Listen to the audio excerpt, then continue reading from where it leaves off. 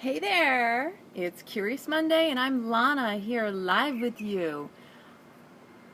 I'm just curious, aren't you? That's what life's all about. It's about being curious about the life, right? The curious sounds of nature, the curious things that go on that you don't get to see, the stuff that happens every day, but you're not sure what caused it because you didn't see it. What you see, what you don't see. There's just so much to be curious about. And I wonder how everyone approaches their Monday. Do you start out your Monday with curiosity and excitement? Ooh, look, a new day, a new week. Which is kind of ironic because every day is a brand new day. I don't know why we have this idea that we have to distinguish that it's Monday or TGIF, it's Friday, ooh, it's the weekend, oh my gosh, it's Sunday, I have to, get up on Monday. Where did we come up with all this stuff? Aren't you curious? I'm curious. What was that all about? We have so many things we do habitually based on the environments we grew up in, the people who influenced us, the stories we were told, the experiences we had, what we were told we experienced even sometimes, right? All these stories that make up why we move forward in life the way we do. I love every day. I don't know why, I just do. I don't have any particular favorite day, although I can tell you I used to love Wednesdays, and I used to love Saturdays. But we all have reasons for why we have a preference. And look at that, I've got a little mosquito, and he's curious about me. Where's his best bite gonna go? So fortunately, it's not raining today, so I thought I'd take advantage of sitting out on the back deck for a little bit until I get a bite or two. And just check in and see if anybody out there is as curious as I am. And what are you curious about? How do you start your day? I have to meditate every single day. My day starts out with a practice. And specifically because I know if I don't have a clear slated mind, because sometimes we wake up from dreams that make us think, we're like, oh my gosh, what was that all about? Or maybe we wake up with the last thing that was on our mind before we went to bed, if we didn't clear that out of our head, if we didn't write it down. We're already ready to be engaged and active, but rarely do we take the time to slowly ease into the day with ease and grace, right?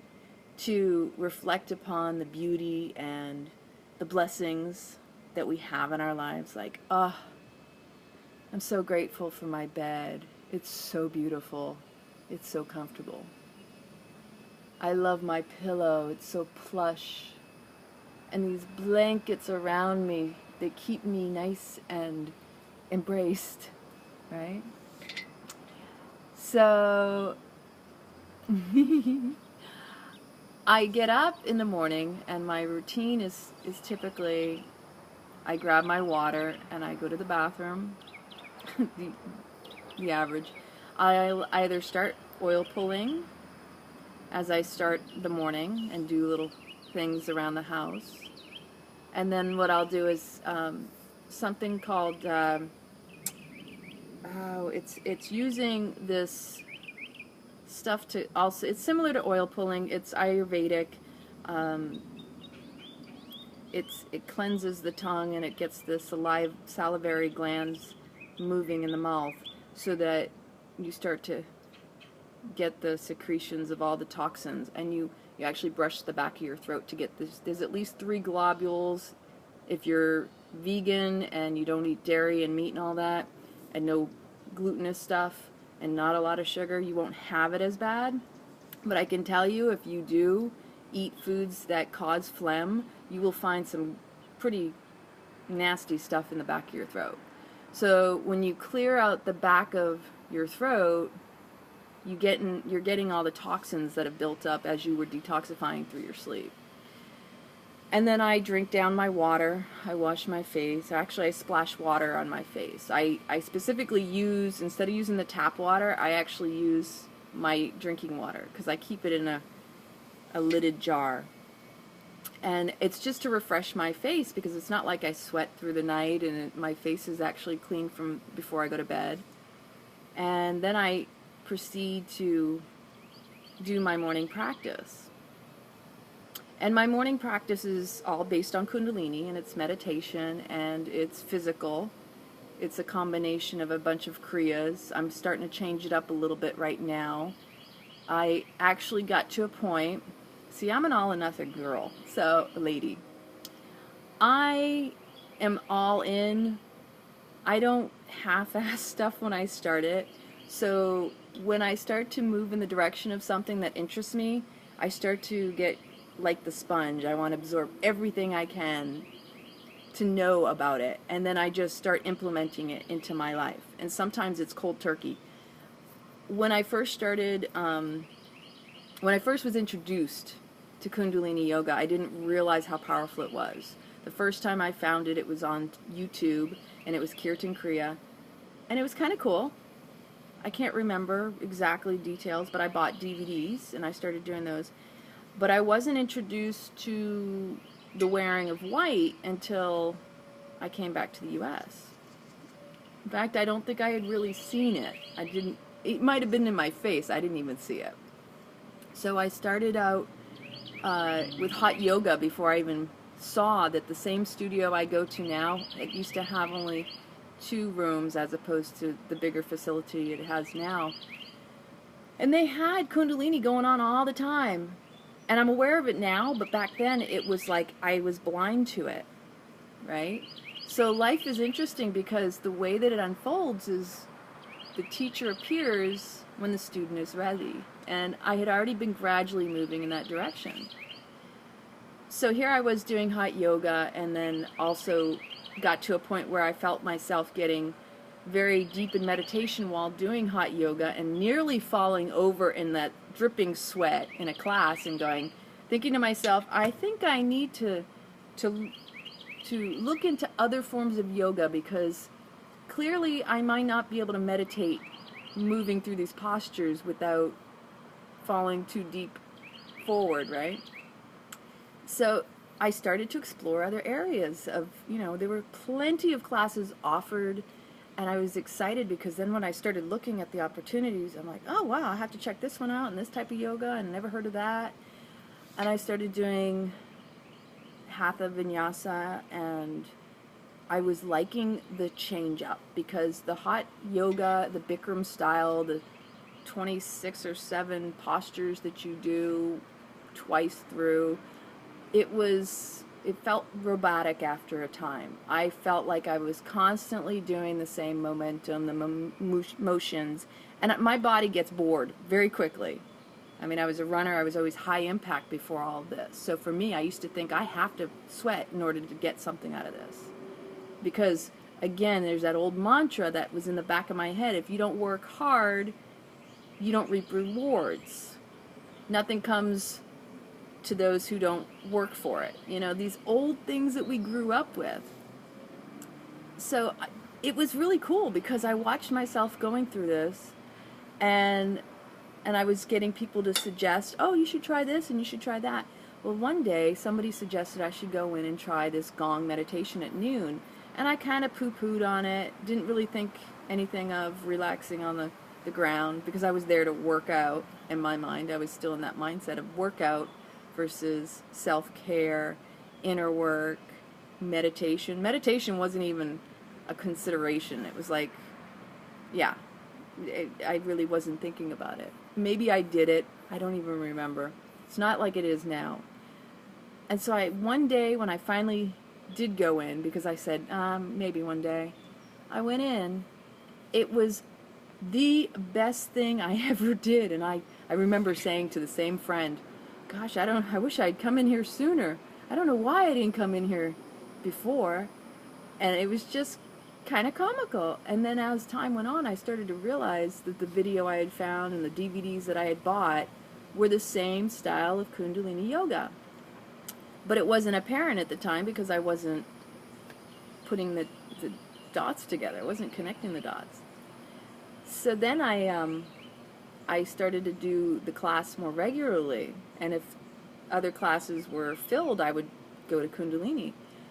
And me and another teacher actually started going to the noon class, and we started doing the 40-day Kriyas for prosperity and abundance. And one of them was this one where you had to go like hud, hud, hud, hud for 11 minutes. Another one is one that I still do, and it's Gyan Chakra Kriya, and you do this, Sat Nam, Waheguru, Waheguru. You do that for 11 minutes. And most people are like, oh my God, I can't even hold my hands up over my head for a couple minutes, let alone 11, because that's the mind, right? The mind is immediately in there saying, I can't do that. But your body's like, okay, I guess not. But the body's like, but I think I could. I'm pretty sure I could. The body always just goes with whatever the mind says. So it was really cool. I got into it, and I started doing it as my own practice at home. Then fast forward, I did my teacher training in 2011, and I started teaching the Ashtanga, and I started getting deep into that, and I traveled over to Greece to work with Shiva Ray, and she's a phenomenal woman, and I love her style of yoga as well because it's very fluid. It wasn't the rigidity that I saw in the basic Mysore Ashtanga, the hardcore, gotta tighten it up, because really I was already tight ass, a little anal about everything in my life. I mean, I'll be humble enough to say, when I was in the Air Force and I was challenged one time, there was a security guard. He had to come up with a way to challenge me to cross and go into the restricted area I worked in. And so he looked at my badge and he was trying to come up with something that I might not notice if it wasn't really me. And he said, say your first name backwards. Now, I'm going to tell you, at that point, I was maybe 19 years old. When someone says, say your name backwards, and it's spelled L-A-N-A, Lana, what do you think it is backwards? Anal. And to be totally honest with you, all my life I was never aware of that. Had no idea. So here I am, mortified, turning 10 shades red because now somebody's brought my attention to something that to me is embarrassing. It is funny now because I don't have the attachment to the name calling, but when you want people to like you, and somebody kind of basically, it's a way of picking on you. I got picked on a little bit over the course of my life, so I was like, are you kidding me? And he turned 10 shades red because, believe it or not, he didn't even realize what he said was bad until he looked at my name and realized, oh.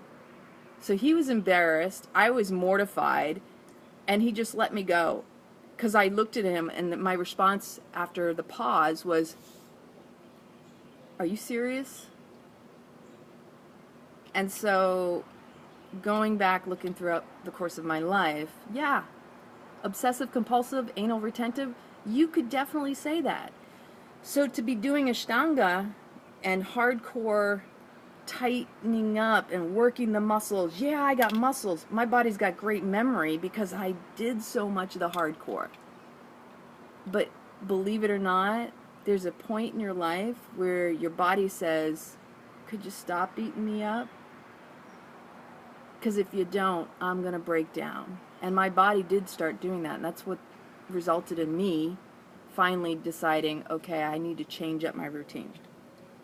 So in the end, what ended up happening was I just gradually started to be, and this didn't happen overnight, didn't happen over the course of a year, it happened over time.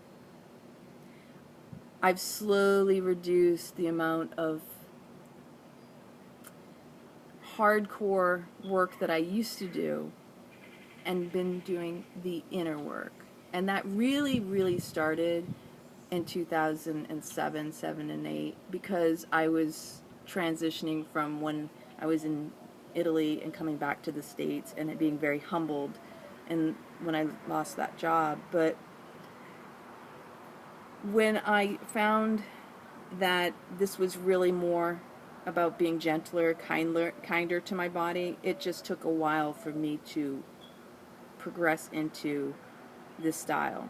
So when I was in Italy and I came back in 2013 and I went back to the yoga studio, one of the first classes I took was, I went straight back to Ashtanga, but then after that I was going right back to Kundalini, and just such an amazing community and allowing me the space to evolve and grow, because that's what they do. They bring people together for that, and you have such a support network.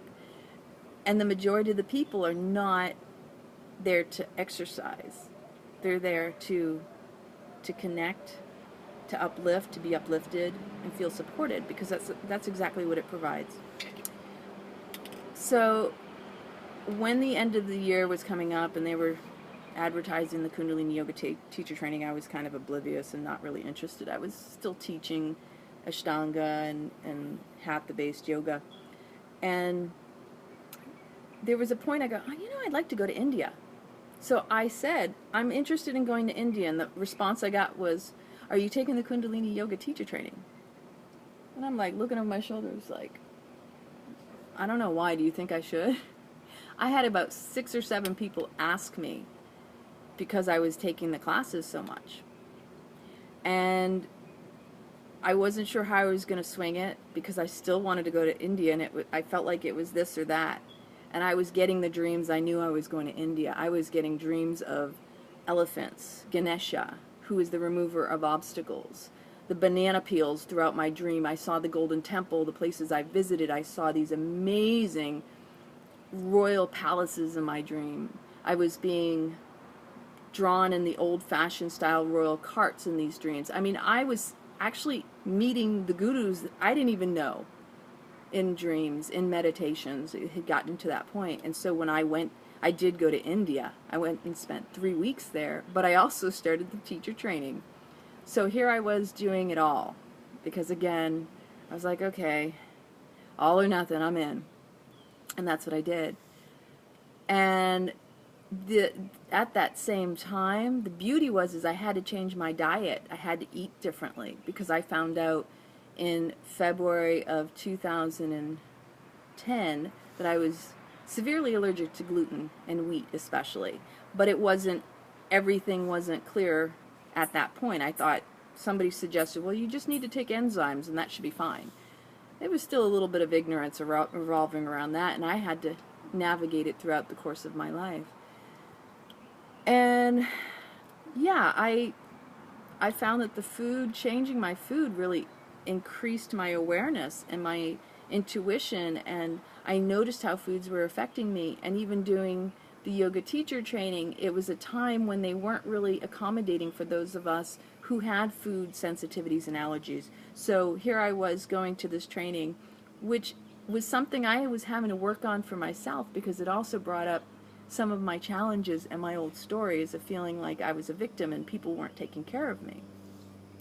So I actually was bringing my food, and I had to drive about 45 minutes one way just to get to the studio, because I love the studio so much. I at that time was living with my father. So 45 minutes, and I'm thinking, oh man, and now I got to get my food ready, and I got to do this, da-da-da-da-da-da-da. It's crazy.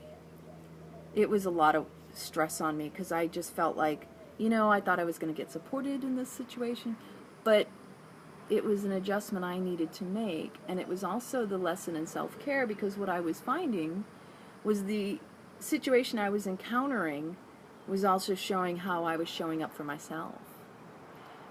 And I'm going to tell you that through the course of that, I grew and I learned so much about the inner workings of what was going on throughout the time of the training, what was going on in my mind, that I was able to go, oh, okay, now I get it. I wasn't giving myself the self-care and love that I needed. Why would I expect somebody else to extend it to me? So when I felt like I wasn't being supported, I had to look at whether I was supporting myself and loving myself. And whenever I had that encounter, and there were times you get angry. You're human. You're meant to. And I'm so grateful for it, because if I didn't have those experiences, it wouldn't have brought up the stuff for me to work through. And like I say, you have to feel it to heal it. You can ignore it for as long as you think you can. It's always going to come back to surface. And so when I come back to this Monday, this Curious Monday, I ask you, how does your day start? Specifically because you choose. The moment you wake up, whatever drops into your awareness, whether it's something aggravating or something enlightening and maybe uplifting, whatever it is, you choose whether it dictates the rest of your day. So if you wake up in the morning and you have gratitude just for that morning breath and that awareness, and you continue to maintain that, you sit and you meditate and you go, I'm just so grateful. It's a beautiful day. I have these amazing birds that wake me up. And even when I'm in my house doing my practice, I get to hear the chirping, the different sounds, and I'm like, oh, how blessed am I? I love that. Or looking out to my backyard and seeing this lush green. It's such a gift. But if I wake up in the morning and I realize I have to make certain phone calls because certain things didn't happen last week, and unfortunately I still have to deal with this individual, blah, blah, blah, blah. You know, there's always a story. I can let that dictate my reaction and the rest of my day in such a way that it's a bad day. Oh, I'm so mad I have to deal with this. Or I can say, you know, I will set aside the time, but I will prioritize also putting myself in that space and aligning with what it is I am grateful for. And again, you go, okay, everything can be fixed. There's a solution for everything. So you have to say, do I look at the problem or do I see the solution? Because there's a solution for everything. And that makes life all the sweeter. When you take responsibility for your attitude, where you're at in your heart. If your heart, our hearts are all love. So if you set the intention for the day that you're going to be in that space of love and you're going to extend it out to others, first to yourself, because again, I'm telling you, the first most important thing you can do in the day is to meditate. You got to clear out the garbage pit. You got to get rid of this mind chatter and get to the source of who you are, because we're all love. And so therefore you can extend love at that point. And nobody can extend it back to you until you are in the space and the intention of receiving it. So once you set the intention to allow it and receive it to yourself from yourself, then you've set the bar for everybody else, and everybody else can do the same for you. If you encounter somebody who seems to be grumpy, or you just step back and go, wow, what did that person's day start out as that they attach to? And have compassion for them, because we don't know what another person is going through. And no matter what they're going through, it's never personal toward us. It's a personal inner thing that's going on. Because if something rattles your cage, it's not that person, it's not that situation, it's something inside of yourself. Because it always starts with yourself. So on this Curious Monday, hi Carol. Hi everyone, thank you so much for joining me. I really appreciate it. I love to see all the peeps out there. Share with me, ask me questions if you have anything that you're curious on this Monday about. I know someone asked me if I went to India, and I said yes. I think that was Carl, right? India was amazing. I'm going to tell you, if you ever get a chance to go, it will bring up your stuff. I was in teacher training, and it was like enhanced everything. Because when you go to a country like India, where maybe you have a vision of all the people walking around in saris and looking all fancy and happy and namaste, namaste, namaste, there's another thing coming for you, because there's the slow traffic. There's the chaos of the noises and the horns honking. I mean, truly, it's like, really? I lived in Naples, Italy. I was like, okay, this isn't so bad. Because in Naples, when you hear someone say, or the further south in Italy you get, domani, ci vediamo domani. Okay, I see you tomorrow. Maybe you do, maybe you don't. When you have a contractor or something you need done at your home, and someone says domani, you're like, does that really mean tomorrow? Or is that like next week? Or dopodomani, forget it. The day after tomorrow, that could be weeks or months. But in India, you can't even gauge. You get in a taxi and you're just going from one location to the next, and you don't know how long it's going to take, because you don't know if you're going to encounter traffic. So the distance is irrelevant. Just be prepared to sit and wait. And when you have to sit and wait because things don't happen the way you want them to, that's what's going to bring up your stuff.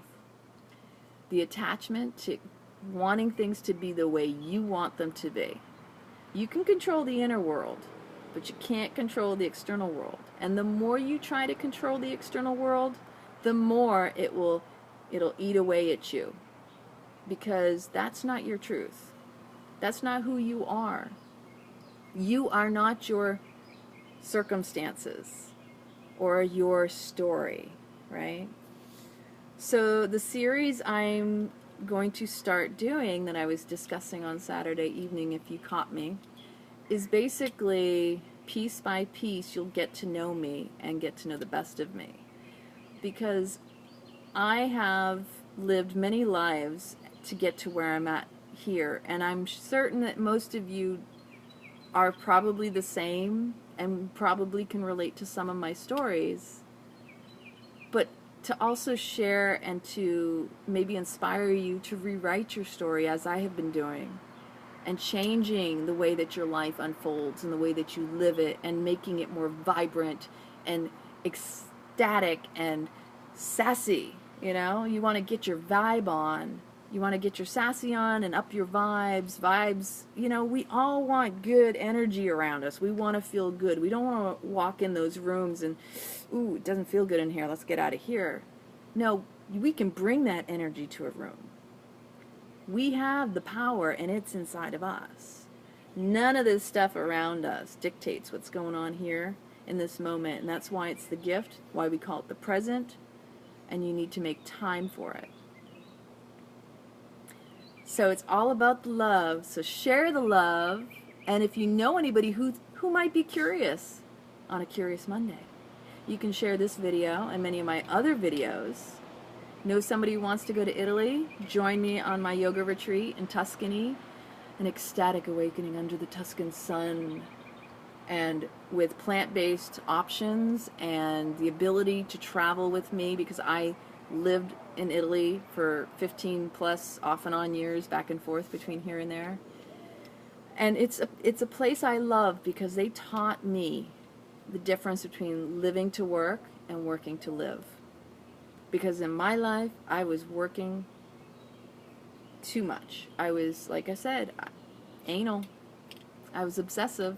I felt like I had these goals and visions, and I thought that I had to do them a certain way. I didn't realize life could be easier and even come to me, as opposed to running after it. When you run after something, it usually doesn't last. See, this is Power versus Force by David R. Hawkins. It was a phenomenal, life-changing read. He talks about the powers within us, and the force is everything you try to control. So great examples are government. That's an example of force. The rest of us, we have the power to make the changes. in more ways than we realize, and we just sometimes cower because of the stories that we've been told and this idea that we don't have it, and we do. Life is meant to come to you, unfold in beautiful, miraculous ways. And when you embrace that, it will.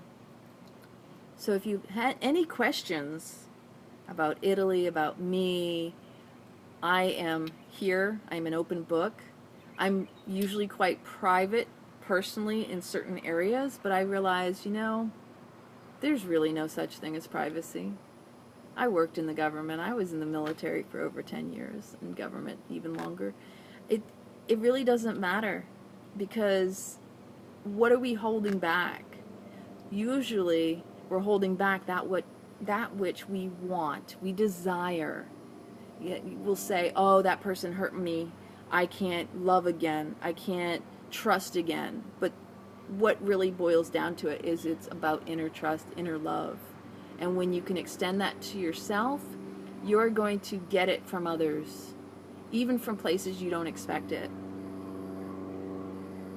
So working on yourself, rewriting your story, self-love alchemy. This is the secret. The alchemy of self-love is your life becomes golden when you work on that. You love yourself. And it doesn't happen overnight for some of us. It does take time, and it takes reprogramming, and it takes dedication, devotion. And you just have to make the time and the priority for yourself. It really is about prioritizing you and loving you. And I want to tell you all, I love you from the bottom of my heart, and I really, truly appreciate all of you showing up, because sometimes it's just showing up that makes all the difference in the life. And maybe we intend to, but we don't get there at first. But keep trying. Don't ever stop. There's plenty of time. Really, there is. We got a whole lifetime, and maybe more. So I hope on this Monday you're having the most amazing, blessed, gifted day. I feel just grateful to be here, breathing in this air, and just the birds. And I will see you again later. Spontaneously even, maybe. Love and light. Mwah.